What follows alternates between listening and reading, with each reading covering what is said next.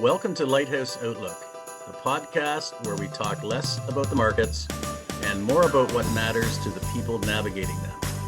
From family offices to founders, we go beyond the numbers to unpack risk, legacy, and the human side of capital. Hosted by the team at McNichol & Associates Asset Management.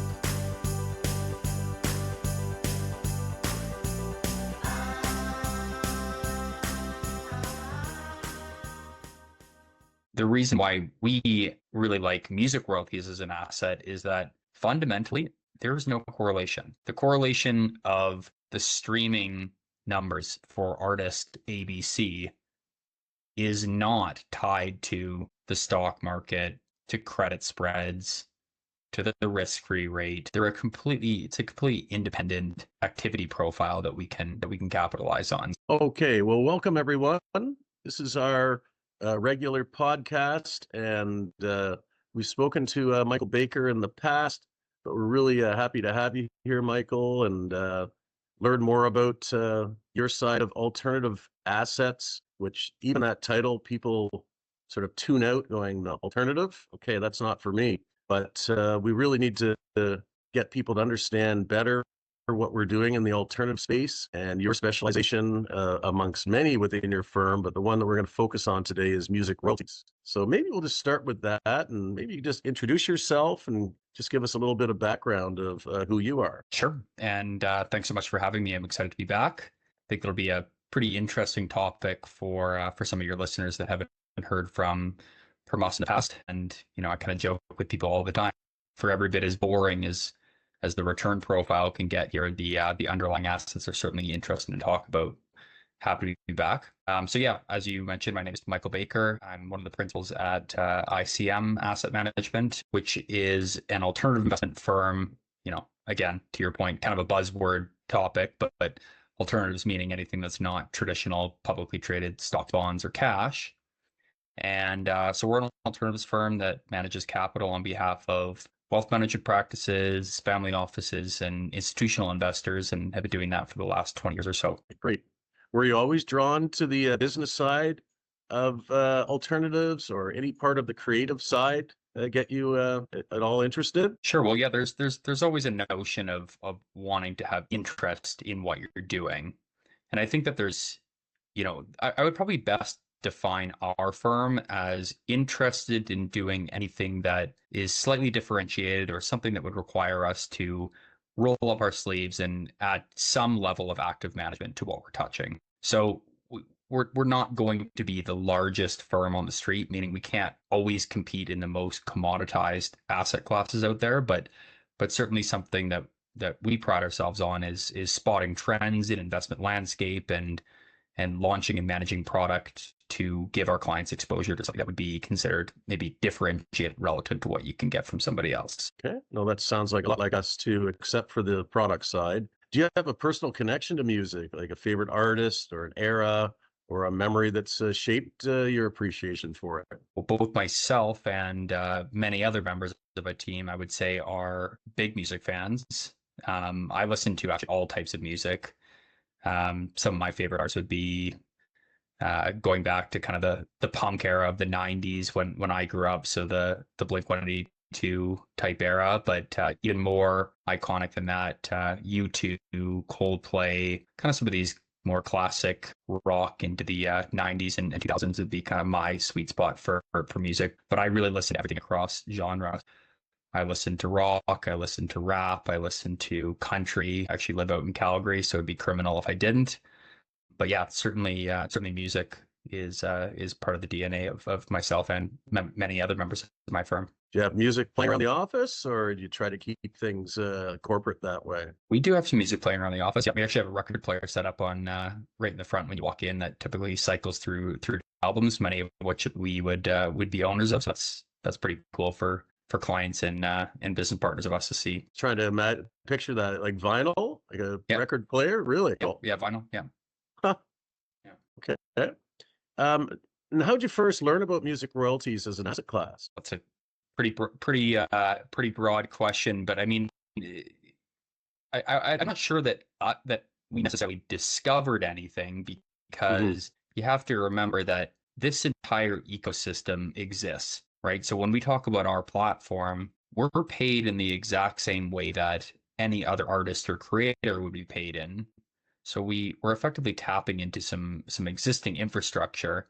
Maybe a better question would be, why did we identify this as an investable asset type? And it kind of we started looking at it in 2018. We ultimately launched the platform in 2020, but a lot of it has to do with some of the characteristics that I'm sure we will talk on today around cash flow stability and uncorrelated nature of cash flows. So when you look at it purely from an economics perspective, there's a pretty clear reason why this is a interesting asset class to be exploring. But yeah, we certainly looked at it for a couple of years before ultimately launching the platform in 2020. Okay, that was my next question. 2020. This started in what year? Just the whole music royalties business. Just tell us a bit about those early days before your firm got involved. So the early days would probably be, well, actually, maybe what we'll do here is let me share my screen and I'll show you a little bit about kind of where the music industry came from and where it is today. And then maybe we'll jump back and we'll talk on how things are monetized today, right? Great. So if I skip forward, what you're looking at here is a revenue chart for the music industry as a whole. And there's kind of two key trends that you should narrow in on when looking at this chart. One would be that dating back to the 2000s and into the probably as recently as 2010, you had an industry that was effectively dominated by physical music sales, meaning if you were an artist, if you were a songwriter, the only way for you to monetize your work would be that you would have to sell CDs. And as a consumer, the only way to consume that music would be you have to go to the store and purchase the CD. So this gray line here was representative of kind of the total revenues in 2000. And you can see that absent a couple of rounding error lines that you can't even make out on the bar chart, 100% of the revenues were around physical sales of music. And then what happened is that the music industry actually went through a bit of a bear market. And you might remember this era, David, but as time progressed, people wanted the convenience of being able to listen to music, but the guardrails weren't necessarily set up to protect artists and creators from what ultimately became theft. So there was this huge era of piracy and torrenting where the consumer basically said, well, hey, like I have access to any song ever created. I can illegally download it online and have it at my fingertips. Why would I ever buy a CD again? So for a number of years, the industry was in a bit of a tough position. And then ultimately, Spotify was the first of the now many streaming platforms to launch. That happened in the early 2010s. And we're quick to forget that changed everything. I mean, not only is music now back to being in a full-scale bull market as represented by total revenue growth, but you can see that this green line, which represents streaming revenue, continues to make up more and more of the pie as well. So we're quickly diverging on a path where the kind of the fingertip consumption of music across streaming platforms, social media, radio, etc. Anything that would be considered on demand is quickly driving music revenues to all-time highs, which kind of takes us to where we are today. So I made a comment at the start that we monetize our business the same way that any other artist and creator does. And that's basically as a result of just tapping into the existing infrastructure. Okay. And that green performance rate, or excuse me, total streaming, I'm looking at the wrong green. That's been growing the most rapidly out of anything. Have their payouts to artists changed much, or how has that worked? And follow up to that is, are these artists being treated better than ever, or is it still tough days for them? The short answer is yes, artists are now being treated better than ever. I think that if you were to ask that same question in 2014, you might get a little bit of a different answer.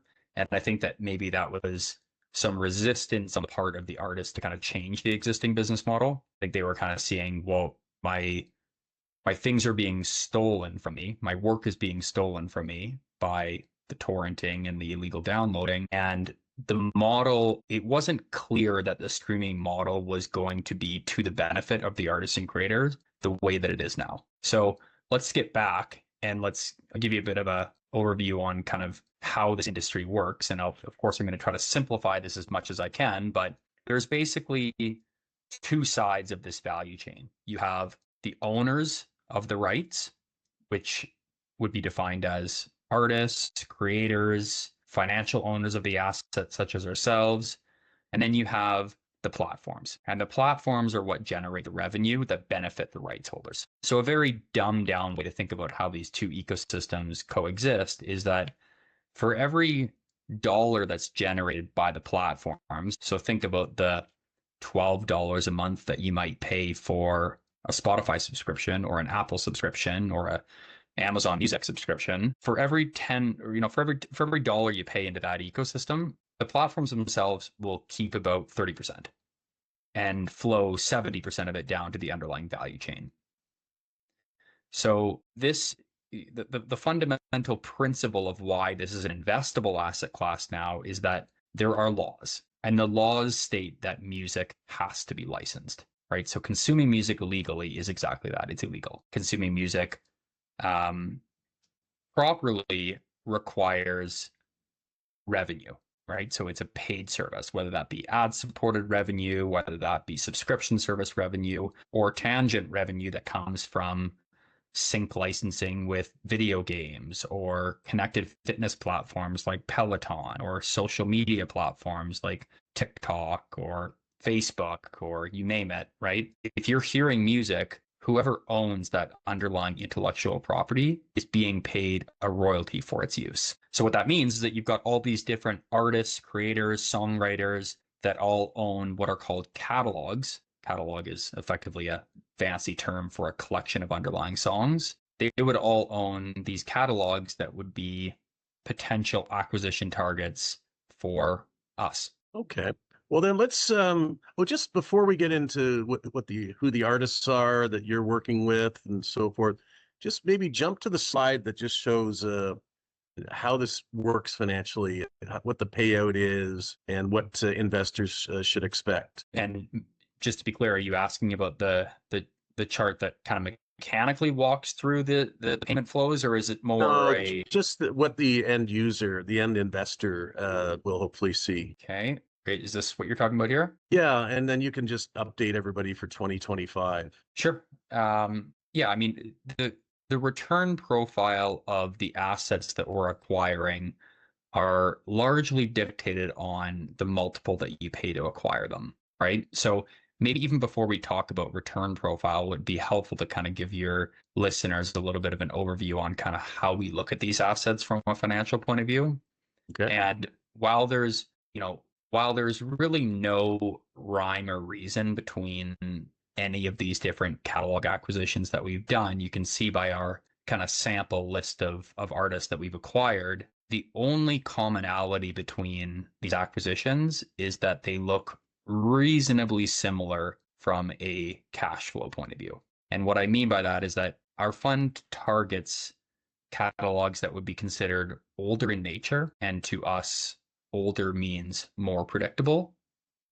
And the artists have to be reasonably iconic, meaning the staying power or the listenership power of the artist has to be reasonably present. So if you look at this is kind of how a consumption curve on a music asset would look. And what we're not interested in doing is buying anything that would be considered viral or not iconic. And the reason is that it might look something similar to this red line here, where you've got a decay curve on the consumption that's far too steep. From our perspective, we are looking to deliver cash flow stability to our investors. And the easiest way to do that would be to acquire assets that have stable cash flows. And by buying things that are slightly older in nature, so if you look at our portfolio construction, we really own a rounding error that would be considered new. And the vast majority of our portfolio would be at least 5 years old. 10 years is even better. 15 years is even better. 20 is even better. And the reason is that you have more historical consumption data to be able to have higher conviction in the multiple that you're paying to acquire the asset, if that makes sense. So excellent. Thank you. Yeah. So from a return return profile perspective, I mean, we're looking to deliver something that looks like a mid to high single digit yield and maybe as high as a very low double digit total return. But that's largely going to be driven by our ability to acquire good assets at reasonably attractive prices. Okay. And so your long-term average is sort of low double-digit returns for people. And, how stable is that? What happens if there's some kind of a market down cycle or credit crisis or some kind of a shock to public equities? How will that affect your business? The short answer is that it doesn't.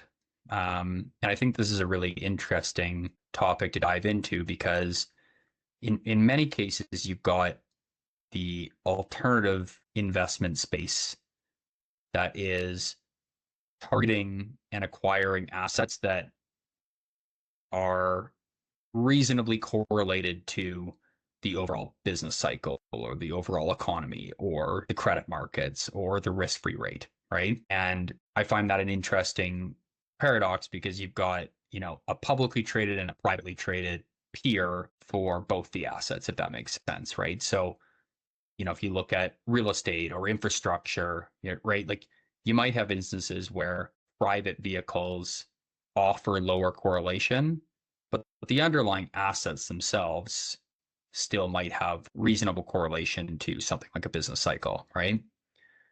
The the reason why we really like music royalties as an asset is that fundamentally there's no correlation, right? The correlation of the streaming numbers for artist ABC is not tied to the stock market, to credit spreads, to the risk-free rate. It's a completely independent activity profile that we can capitalize on. So from a correlation perspective, like there really is none. Okay, that's excellent. That's why we all like them. And much safer than a bond, in my opinion, and not subject to sort of interest rate risk and economic risk to a certain degree. You saw where the market slowed up a bit during the credit crisis, but that was really probably the whole system going through change and really turning into more of a business than the way it used to be structured as a physical business. Um, let's just keep moving on here. So let's go over some of the artists that you have in your catalog, and and even some of the latest acquisitions and what we can expect to notice around the Christmas season with any artists that you have. Sure. So maybe I'll pull back up that slide that I had before, and I think the one thing that we are pretty focused on is not anchoring to any artists.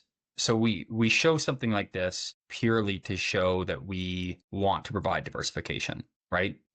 I think that from an investor perspective, everybody likes to talk about, what deals have you done recently or which artists have you acquired assets from. And I understand the rationale there, but in my view, the best way that we can drive the most consistent forward-looking returns is to own everything. Right? You want to own so many artists across so many different titles, across so many different listenership trends that no one trend in the way that people consume music derails the cash flow profile. So we by owning everything or being exposed to everything, I should say, you effectively become beta. And we believe in the long-term growth trends of music as an underlying asset class. So our view is really, we don't want to be underwriting talent. We want to be underwriting cash flows. And that's part of the reason if you were to look at our portfolio today, you'd see 6,000 different pieces of underlying intellectual property, as opposed to maybe a style that you might find in equity portfolios that would be more concentrated in nature, right? Okay. And I sort of laid you up to talk about one artist that's not on this older list here, Mariah Carey. Maybe just explain what's going to be happening over this Christmas season. Well, I'm sure it's already happening because and this is probably a good example of why you want to own so much at the same time, is that, different genres might have different nuances or cyclicalities to their listenership profile. So, I mean, one of the deals that we did earlier this year was we acquired All I Want for Christmas Is You by Mariah Carey, which many of your listeners would know as probably the most iconic Christmas song of all time. And it's one that gets played, probably starting this week. And then come January 1st, really gets played nothing at all. So you're going to have different trends like that. And these things even exist on a genre basis, right? So anecdotally, if you think about something like country gets a ton of radio play. Something like hip hop gets almost no radio play due to the, suggestive nature of the lyrics and, swear words that would be embedded into the lyrics. So things like that. There's just little nuances related to all these different genres, which again, our view is by doing many, many, many, many, many high quality acquisitions spread across many, many, many, many different genres and many, many, many different artists. It allows us to participate in beta. And going back to this chart, there's basically three main reasons why this trend continues and why the streaming growth continues. So we're okay being beta because we believe the cash flows will continue to grow over time. And there's three main reasons that that's going to happen. One is that more people will be streaming music in the future. So if you think about the global population, there's less than 1 billion people in the world right now that are paying to stream music, and there's 7 billion people in the world. So that gap continues to close, right? Spotify, Apple, Amazon, these major corporations have huge breadth of their distribution, and they will continue to unlock new customers in new markets. So that's one, right? Second reason why this trend continues is that the number of platforms will continue to grow. So the real advantage that we have, again, going back to this chart, these are sample platforms that pay us. But if we were to look at the exhaustive list of all of the platforms that pay royalties because they have music embedded into their platform, it's very long and it continues to grow. And so by being at the bottom of the value chain and just owning the underlying asset, we will benefit from new platforms that launch, and it'll be and then effectively insulated from any growth profile of any one of these platforms, right? So from our view, like, we're champions of these platforms because they generate the revenue for us. But do we really care whether Spotify takes market share from Apple, or if Apple takes market share from Amazon, or if people move from Instagram to TikTok? And the answer is no, because all of these platforms embed music and we get paid regardless, right? And then the third and final point, which I'll highlight here, which I think is probably the most important, is that the price to consume music will be higher tomorrow than it is today. And so there's a massive inflationary hedge built into these assets, because you're going to continue to get those emails like you do periodically. It says, "Hey, David, thanks for your loyalty. The Apple Music subscription that you used to pay $12 for now costs $13.49. And the data shows that you're not going to do anything about it." So there's pricing power embedded into these platforms because of the data that they have, the playlists that you use, right? You're so integrated with their system that they continue to raise pricing, very similar to what you saw play out with video, right? With video streaming. So you're going to see that continue to play out in the music space. And because we work on a revenue split model, higher revenue by the total platforms means higher revenue or higher cash flows to our underlying assets. And just making me think now, like, who acts as the police in this whole system? Like, I go to a sporting event, I hear music playing. Like, am I just to assume that 100% of that's being paid for? Or depending on the venue or the bar or whatever, they might be just, playing it off of one of these streaming services, and no one's getting paid in that public forum. Like, who polices it? Yeah. So there is still a bit of a policing exercise that goes on. Now, both the payment tracking, the payment facilitation, and ultimately major owners of these assets tends to be one of the big three, or some company that's owned by one of the big three. So the other thing that's great about this asset class is that it's a bit of an oligopoly, right? You have Sony, you have Universal, and you have Warner. And the three of those companies effectively control the show in terms of music. So I'm not going to sit here and tell you that every single dive bar in the world is properly licensing music. But you go to, if you're talking about something like a football game, for example, like they are. But the trends, there's two trends that that while there is still whatever you want to call it, leakage that happens in the system right now, the trends are that the leakage is glide pathing to zero. And the trend is that the payment delay is trending towards zero, meaning that the time that it takes for you to stream a song on Spotify that we own to the cash hitting our bank account is continuing to narrow. So those are basically long-term trends that are going to continue. But again, the nice part here, David, is that we are not doing anything outside of what already exists, right? We are paid in the exact same way as every artist and every creator. We're paid by the same counterparties on the same dates, at the same times, at the same prescribed rates. So this is a pretty institutionalized asset class now, and there are people that are on the case, is the short way I can answer your question. Yeah. Good one. Well, let's just wrap up here. Is there anything else that you think we should go over from the slide deck for the audience that they might be asking or wondering about before I just ask a few final questions? No, I think we touched on a lot of them. I'm trying to see here. We did talk about the uncorrelated nature. Maybe the two things that I would highlight here that would be maybe a little bit interesting is that these are effectively perpetuity assets, meaning once you acquire them, we're actually entitled to receive the royalty revenues for the life of that artist plus an additional 70 years. 7-0. So for all economics purposes, these are perpetuity assets. The longevity or the duration of these assets is super appealing to us. And this might be very different from other royalty-based investments that you might hear about, like a horizontal well or a pharma royalty, where typically there's either a steep decay curve or a reversion clause to the acquisition that you've made, where your cash flows go to zero significantly earlier than ours would. So we like the fact that we own the asset. We like the fact that the cash flows grow, and we like the fact that we can basically model that as a perpetuity asset. And the other piece that we didn't touch on, which would be the second one that I would make sure that your viewers are aware of, is that music royalties are not capital intensive assets, meaning unlike other, call it real asset categories, such as real estate or infrastructure, which might have similarities in the sense that they produce cash flow, the obvious difference is that there's incremental capital costs that sit in between your revenues and your cash flows. Whereas because these are digital assets, they're significantly easier to model than a physical asset, in the sense that once we've acquired the asset, that asset will continue to generate cash flow, not require us to invest any additional dollars in equity over the life of ownership.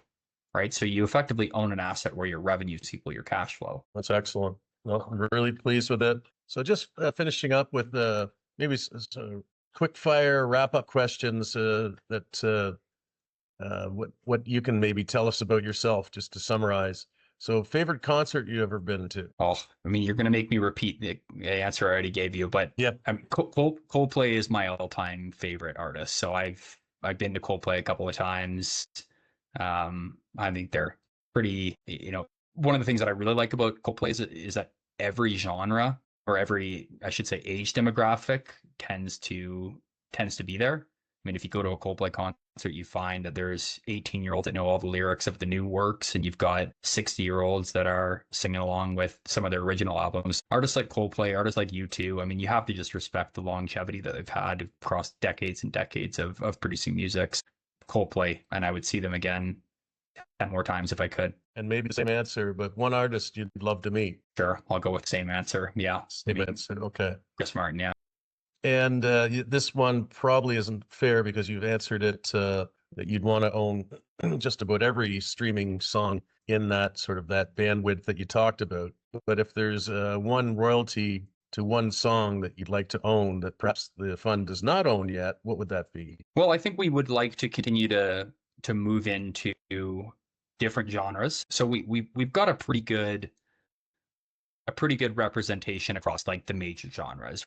You've got the pop and the rock and the hip hop and the country and the electronic. Got a few deals in Latin. Latin is one of the fastest growing music categories. So we'll probably continue to look at doing more there. But just purely from a diversification standpoint, David, I think it would make sense for us to continue to explore some of those maybe emerging music asset classes that might I put air quotes emerging because it might seem emerging living in North America, but globally, bit of the opposite. So you've got, Bollywood, you've got K-pop, you've got, these different sub-asset classes within music that are enormous globally, but are probably underrepresented in North America. So we'd like to do more of those. The challenge, of course, is that most of this deal flow comes from the US, where they've got the most sophisticated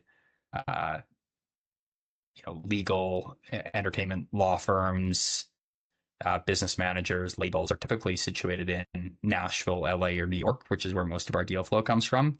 And doing a K-pop acquisition, for example, would typically require you to do that deal maybe outside of Canada. So there's little nuances that make things a little bit more challenging, but anything that would provide diversification to the platform relative to where it is today would be something we're interested in doing. Okay, this has been great. Well, thanks for doing this again with us. And I just wanted to have the opportunity to go through this with you personally, and something that we plan to share with our audience, and yeah, even try to attract some more eyeballs for both of our businesses. So really appreciate this, and I'm going to stop the recording and we'll just say our goodbyes. Thanks, David. Appreciate it. Thanks for listening to Lighthouse Outlook.